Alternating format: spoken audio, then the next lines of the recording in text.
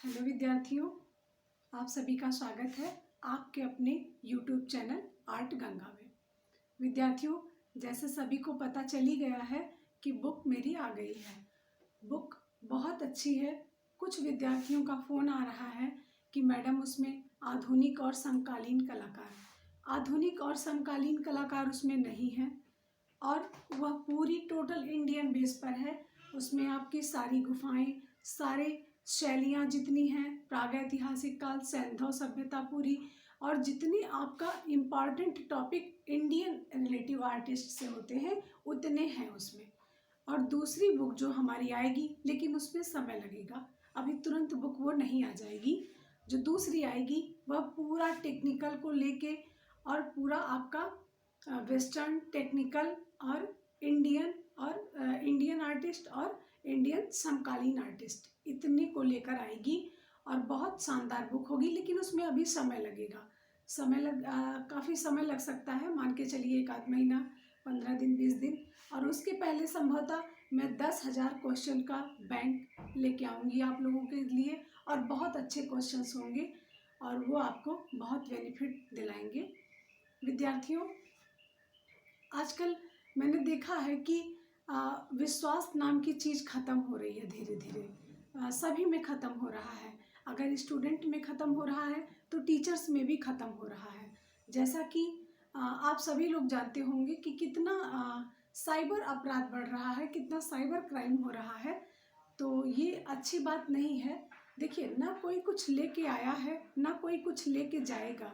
सीधी सी बात है, सारी चीज़ें यहीं पड़ी रह जाएंगी और एक न एक दिन सभी लोग यहाँ से चले जाएंगे, आते रहेंगे, जाते रहेंगे। जो आया है उसको जाना ही है। इसलिए अत्याचार, व्यभिचार, ये सब करने से कोई फ़ायदा नहीं होने वाला है। जितने दिन की ज़िंदगी है, शान से और सम्मान से जिया जाए तो बहुत अच्छा लगेगा। आपको भी अच्छा लगेगा और जो आपके साथ रहते हैं उनको भी अच्छा लगेगा। आप लोग सोच रहे होंगे कि मैम आज ये बातें क्यों कर रही हैं।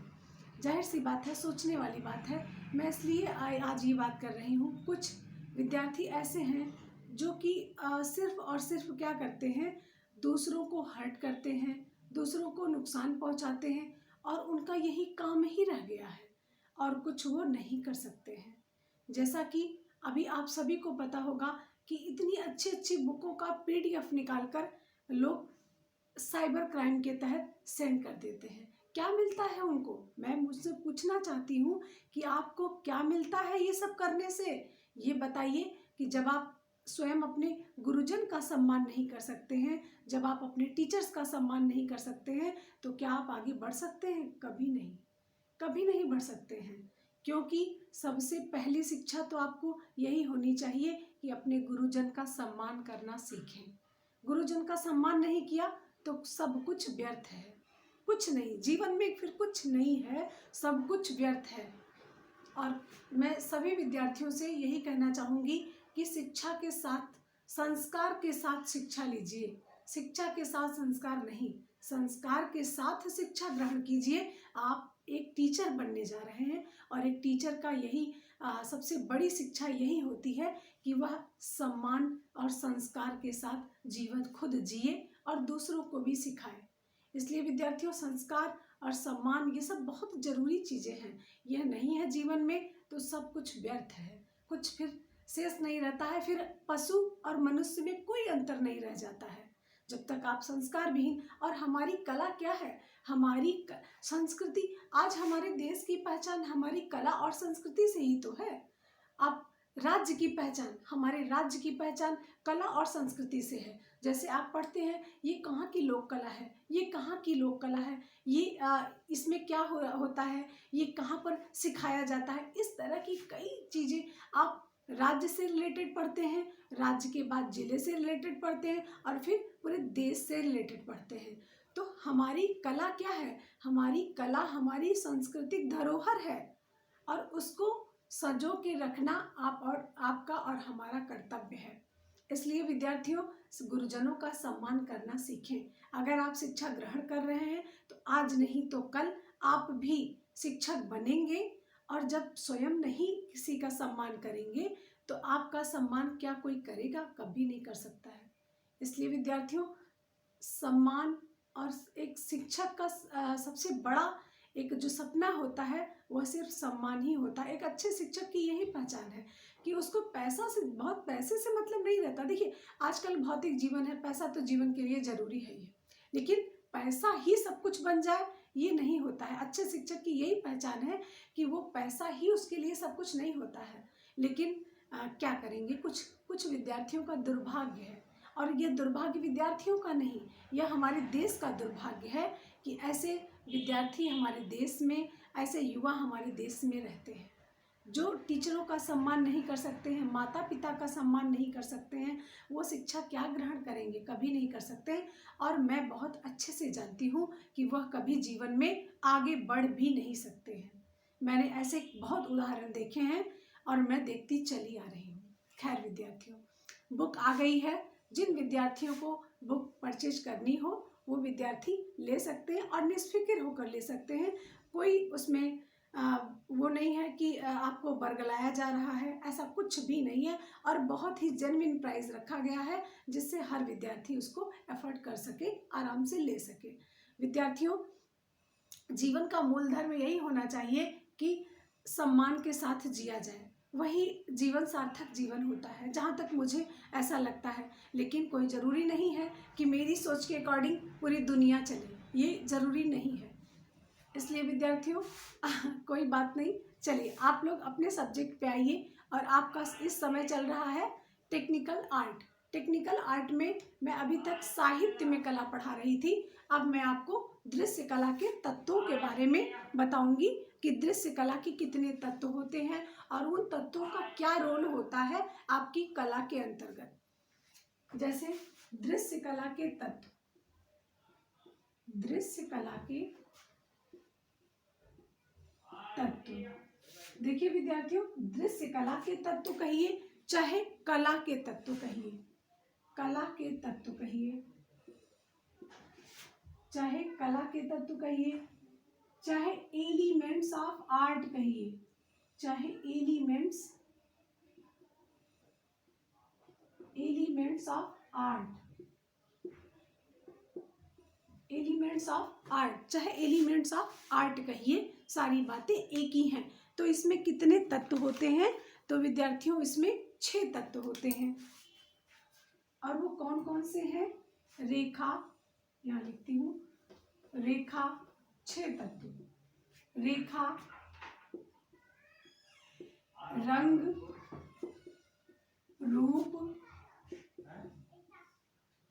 रेखा, रंग, रूप, तान, पोत, अंतराल। रेखा, रंग, रूप, तान, पोत, अंतराल। यहाँ से क्वेश्चन कैसे आते हैं? जैसे आपका दृश्य कला के तत्व पूछ लेगा कि यह क्या है, ये क्या है। एक तो ऐसे क्वेश्चन हो गया। दूसरा आपका क्वेश्चन होता है कि खडांग, खडांग के दे देगा, 6 अंग दे देगा खडांग के, और इसके साथ मैच करा देगा और पूछेगा कि असंबद्ध बताइए। 2 तरीके से क्वेश्चन बनते हैं, एक तो ऐसे बनता है और दूसरा खडांग भी इसी में शामिल कर देता है और पूछता है कि यह असंबद्ध कौन सा है। तब आप जब इसको जानते रहते हैं, चित्रकला के या दृश्य कला के 6 तत्व जानते रहते हैं, तो उसको आप खडांग से असंबद्ध बना लेते हैं। ऐसे क्वेश्चन आता है। खैर, पहले आप समझिए, रेखा, रंग, रूप, तान, पोत, अंतराल, ये क्या है? कला के 6 तत्व हैं, या दृश्य कला के 6 तत्व हैं। Elements of arts, elements of arts के 6 तत्व हैं, 6 एलिमेंट्स हैं, और वो रेखा, रंग, रूप, तान, पोत, अंतराल है। अब रेखा के बारे में थोड़ा सा जान लेते हैं। रेखा क्या है? रेखा 2 बिंदुओं के बीच की दूरी को रेखा कहते हैं। 1 लाइन की डिफिनीशन में आप समझ सकते हैं, 2 बिंदुओं के बीच की दूरी को रेखा कहते हैं। रेखा, ये आभासी रेखा हो गई, ये आभासी रेखा। आभासी रेखा बिंदुवत रेखा को कहते हैं, जो कि सिर्फ आभास महसूस कराती है कि मैं रेखा हूँ, ये महसूस कराती है। ये बिंदुवत रेखा महसूस कराती है, ये आपकी। और ये एक सरल रेखा है, एक कठोर रेखा है। तो जो वो रेखाएं जो किन्हीं यंत्रों के द्वारा खींची जाती हो कठोर रेखाएं हैं, और जो वो रेखाएं जो हाथ के द्वारा खींची जाती हो वो रेखाएं सरल रेखाएं हैं। यही है सरल रेखा और कठोर रेखा के डेफिनेशन। अब देखिए विद्यार्थियों, रेखा के प्रभाव भी होते हैं। देखिए मुख्य रूप से रेखा कितने प्रकार की होती है, तो मुख्य रूप से रेखा दो प्रकार की होती है। मुख्य रूप से रेखा दो प्रकार की होती है, और दिशा के आधार पर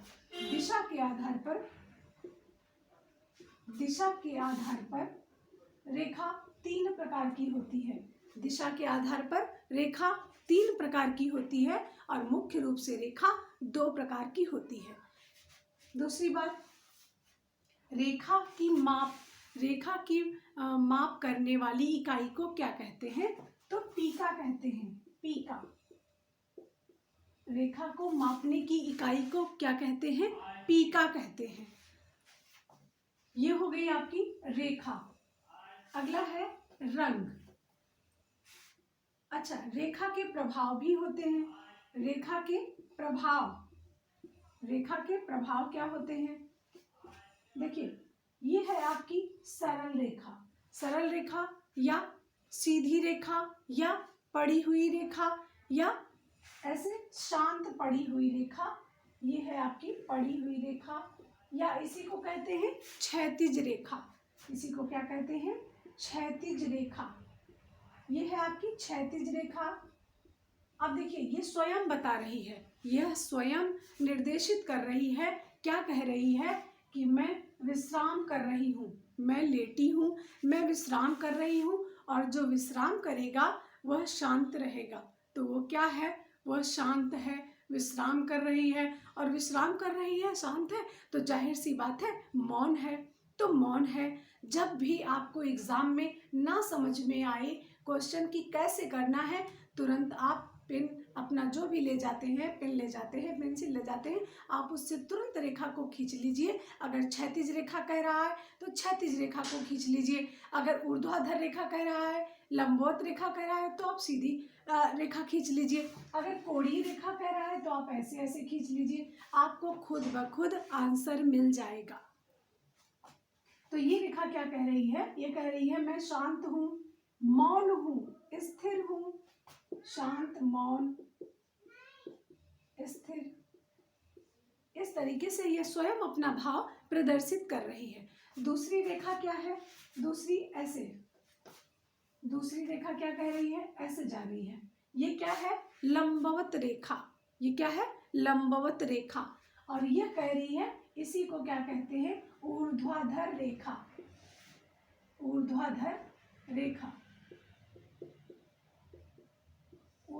रेखा इसी को कहते हैं।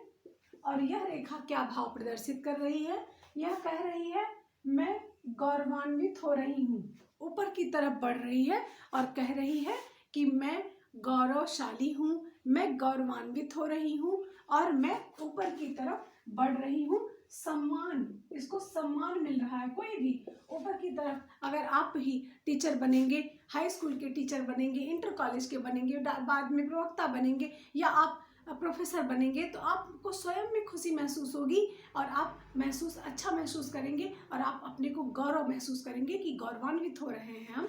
तो इस तरह की जब इंसान सम्मान से ऊपर की ओर बढ़ता है तो गौरव महसूस करता है। तो यह रेखा गौरव महसूस कर रही है, सम्मान कर रही है, और ये स्टेबल है। किसी की जिंदगी में स्टेबिलिटी कब आती है, जब वह अपने पद को प्राप्त कर लेता है। तो यह भी अपने सम्मान को बढ़ा रही है, और यह स्टेबल हो रही है, स्थिर हो रही है, एकदम दृढ़ है, दृढ़ खड़ी है। दृढ़ता, ये दृढ़ता दिखा रही है, दृढ़ता, सम्मान, दृढ़ता, स्थिरता, गौरव, शक्ति का भी प्रदर्शन कर रही है। ये शक्तिशाली दिखा रही है कि मैं शक्तिशाली हूँ, मुझे कोई हिला नहीं सकता है। इस तरीके का भी यह भाव प्रदर्शन कर रही है। और अगली रेखा आपकी है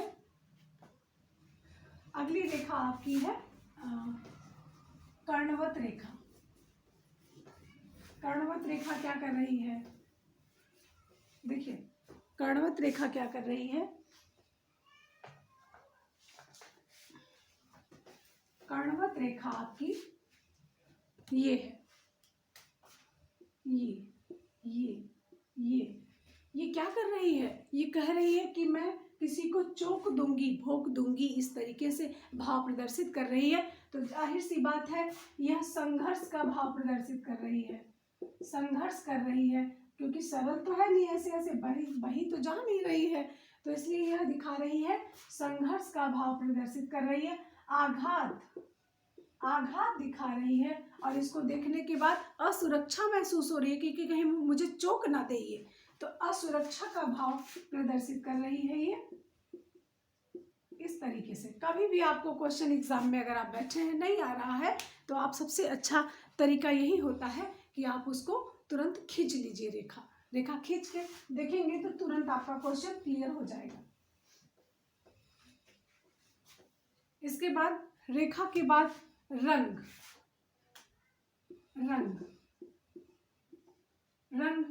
कितने प्रकार के होते हैं? प्राथमिक रंग कौन से हैं, गर्म रंग कौन से हैं, और किस रंग की वेवलेंथ ज़्यादा होती है, किसकी कम होती है, कौन से शीतल रंग होते हैं, और किन रंगों को मिलाने से कौन कौन से रंगों की प्राप्ति होती है। ऐसे ही क्वेश्चन यहाँ से आपको आते हैं। तो देखिए रंग, प्राथमिक रंग कौन से हैं? लाल, पीला, नीला। लाल, पीला, नीला, ये कौन से हैं आपके? प्राथमिक रंग हैं, या इसी को क्या कहेंगे? पदार्थ के रंग। प्राथमिक रंग कहिए चाहे पदार्थ के रंग कहिए, चाहे आप इसी को अमिश्रित रंग कहिए, अमिश्रित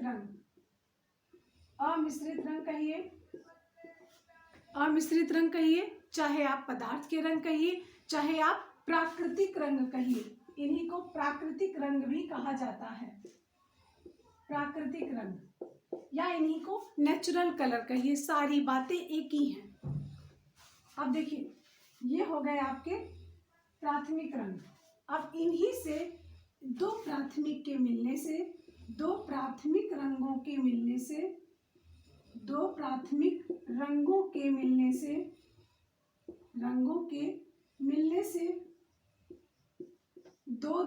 एक द्वितीयक रंग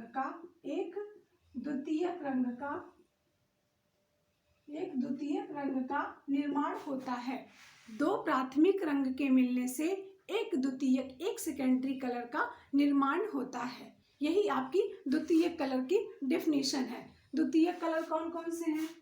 बैंगनी, हरा, नारंगी। बैंगनी, हरा, नारंगी, ये कौन से कलर हैं? द्वितीयक कलर हैं। और ये क्या भाव प्रदर्शित करते हैं, प्रभाव क्या दिखाते हैं, और प्राथमिक रंग कौन से प्रभाव दिखाते हैं, और आपके जो प्रांग के अनुसार तृतीयक रंग है रसेट, ऑलिव, सिर्टन, ये क्या प्रभाव दर्शाते हैं, आपको इनको भी पढ़ना होता है, क्योंकि प्रभाव से भी रंगों के प्रभाव से भी क्वेश्चन आते हैं, और कलर मिक्सिंग से भी क्वेश्चन आते हैं कि कौन सा रंग मिलाने से कौन सा, जैसे लाल पीला मिलाने से कौन सा रंग बनेगा, नारंगी बनेगा, इस तरीके से क्वेश्चन आपको पूछे जाते हैं। दूसरी बात, द्वितीयक रंग कौन से, फिर शीतल रंग कौन से हैं, और गर्म रंग कौन से हैं। फिर आपका पूछता है कि फिर आपका आता है कि कौन से रंग में प्रकाश की मात्रा ज़्यादा होती है, और कौन सा रंग जो है किसकी वेवलेंथ ज़्यादा होती है। तो सबसे ज़्यादा प्रकाश की मात्रा सबसे ज़्यादा प्रकाश की मात्रा पीले रंग में होती है। किसमें होती है? पीले रंग में होती है। और सबसे ज़्यादा कंपन गति